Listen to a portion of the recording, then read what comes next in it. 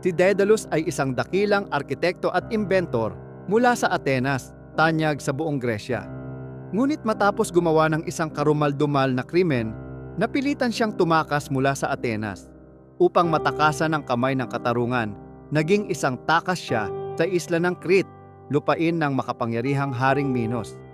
Inalok ni Daedalus ang kanyang serbisyo sa hari, na natuwa naman dahil nagkaroon siya ng napakatalinong tauhan sa kanyang korte. Maraming taon na namuhay si Daedalus sa Crete, naglilingkod sa hari. Isa sa mga proyekto niya ang kahangahangang palasyo ng Knossos. Habang naninirahan siya sa korte ni Minos, nagkaroon ng romantikong relasyon si Daedalus sa isang aliping taga-Ehipto.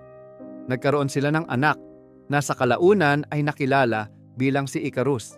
Makalipas ang ilang taon, ang arkitekto rin ang responsable sa paglikha at pagtatayo ng tanyag na labirinto ni Minos kung saan ikinulong ang Minotaur, isang nilalang na kalahating tao at kalahating toro.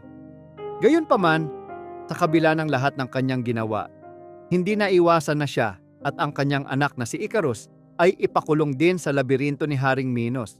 Matapos silang pagbintangan ng pagtataksil sa hari dahil tinulungan nila ang bayaning si Theseus na talunin ang Minotaur.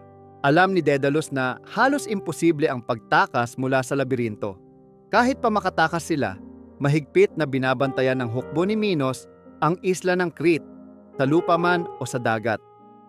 Matapos ang ilang araw na pagkakakulong sa tore, na siyang naging base niya noong ginagawa niya ang labirinto, nakaisip ng kakaibang ideya ang mahusay na inventor.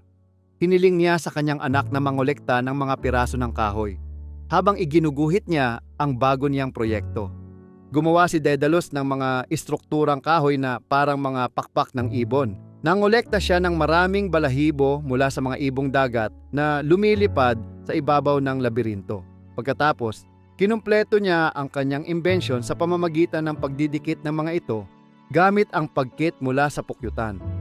2 pares ng malalaking pakpak ang kanyang ginawa, isa para sa kanya at isa para sa kanyang anak.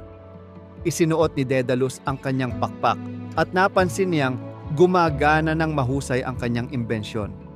Tinulungan niya ang kanyang anak na si Icarus na isuot din ang mga pakpak nito at nagbigay siya ng ilang payo.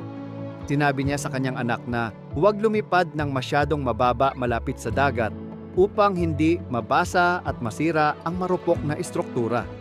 At huwag din namang lumipad ng masyadong mataas upang hindi matunaw ng init ng araw ang pagkit. Pinayuhan niya ang kanyang anak na manatiling malapit sa kanya sa lahat ng oras. Umakyat sina Daedalus at Icarus sa tuktok ng tore at matapang silang lumipad. Sa simula ay nahirapan sila sa hangin, ngunit mabilis nilang nakabisado ang paglipad at tuluyang nilisan ang isla ng Crete. Napakaganda ng tanawin mula sa himpapawid. Kapwa sila namangha sa ganda nito. Napansin ni Daedalus na masyado nang malayo ang lipad ni Icarus at mas mataas kaysa sa kanya. Nag-alala siya at sumigaw sa kanyang anak, ngunit hindi ito narinig ng binata. Lubos na namangha si Icarus habang lumilipad ng nakapikit, nilalagpasan ang mga ulap.